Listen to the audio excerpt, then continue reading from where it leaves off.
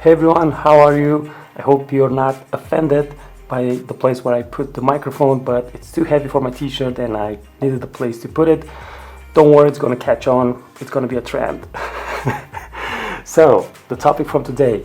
Do you really need to learn about composition, about how to identify the subject, how to set the exposure, how to edit your photos? Do you really need to learn about all that? Or you can rely on an AI to do all these things for you. Now, cameras and phones these days come packed with all sorts of features. I mean, they can do the exposure, they can evaluate the scene, and they can set the exposure for you. The image resulted is sharp. They can also do some minor editing inside the camera, so you get an image that is already edited. You can also use the AI to edit your photos automatically. You can enhance them.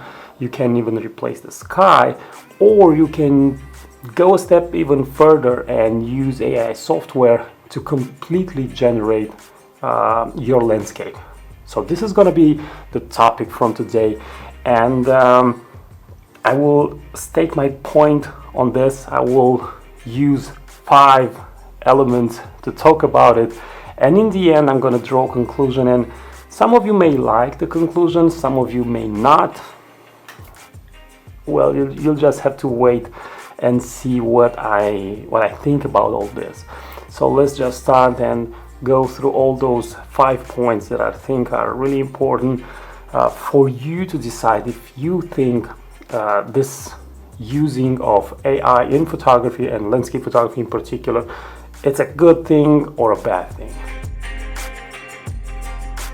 So let's just jump into discussion. Now, I want you to remember when you became passionate about landscape photography. I think it's very important. Just pause the video for a moment and just think about it, when it happened, and more importantly, why it happened. Why you became passionate about landscape photography. And I'll tell you my case. I liked hiking, I liked nature, and I liked taking photos from the places where I've been. And in time, I decided, okay, I wanna learn more because I wanted to do better photos from those places. So it was a really unique and beautiful experience for me, being out there in nature and enjoying nature and taking photos. So in a way, taking a part of nature back home. So for me, using an AI to automate some of these tasks or all of these tasks makes no sense. It's something that I want to be a part of. It's a process that I want to be involved in all the steps that I need to take. Number 2, this happens a lot with some people that I think they just want fame, because they are there, they're taking their photos, they're pointing their cameras or phones, but they're not thinking about what the camera or phone is doing. They're not choosing a subject, they're not choosing a composition. They just point and shoot, and okay, I'm gonna use a software that's gonna do the editing for me, it's gonna do the framing for me. But let me tell you something. If you don't know about composition, if you don't know how to choose your subject, the camera will not do wonders for you. A crappy photo will be a crappy photo no matter what you do to it. Yes, you can do micro contrast, you can enhance the colors, you can have a sharp photo, but just like Ansel Adams said, there's nothing worse than a sharp image about the fuzzy concept. If the image is about nothing, then the image is basically zero. There are pieces of software that can completely generate a landscape, and they can emulate and simulate different light conditions and different atmospheric conditions, and you can get a really beautiful and interesting image.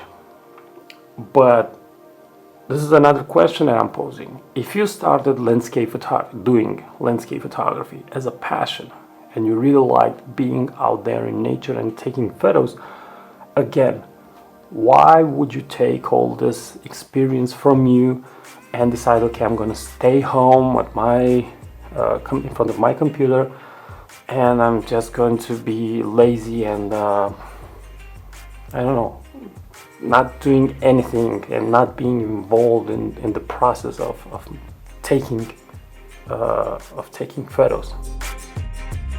So you went there, you put up the work, you drove there, you hiked, you were involved, you thought about the composition, you thought about the subject, and the light wasn't there, and you had a gray sky and nothing spectacular happened.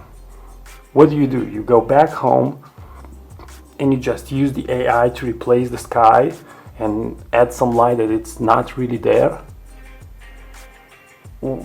Again, why would you think at this as an interesting thing to do as a landscape photographer? Patience and perseverance are two qualities really important for a landscape photographer.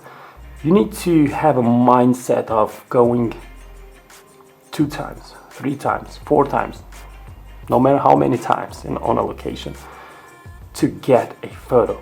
And if you're not capable of doing this, you will not be passionate about landscape photography. It's very simple. And if you are passionate about landscape photography, why would you want to lie by using another sky? It makes no sense. Your job as a landscape photographer, it's not to present nature as you would like it to be, but as it was. So let's say again, you thought about all this, choosing a subject, choosing a composition, putting the work to go there, and when you go back home, you say, okay, I'm gonna let an AI do the editing for me. I'm just going to press the AI editing button, and I'm not going to care about the result. This is for me like I'm going on a journey, and when I get there, I'm doing something like this. Okay, I'm not interested of what is happening. I trust it's gonna be good, something like like this. So again, editing is the final piece of the puzzle. You did the photo, and now by editing, you have your vision as a landscape photographer transformed and materialized in a photo that you can present to your audience. And if you just press a button, that is not your vision. That is something that my 6-year-old daughter can do. I can take really beautiful photos, and then I get back home and I teach Maria how to load the photos into the computer and press the AI button, and she's my photo editor. So the minute you let the machine make decisions for you that are having a really huge impact, because you can let the camera have some decide. We all rely on AI on some degree, but when you let the AI taking control of the whole process or whole areas of the process, I think it takes away from the magic of being a landscape photographer. So I have two points as a conclusion on this. This is my side, where I'm saying I'm a passionate landscape photographer. I'm doing this as a full-time job from 2009, and I want to continue to do landscape photography in a way that keeps my passion for landscape photography alive.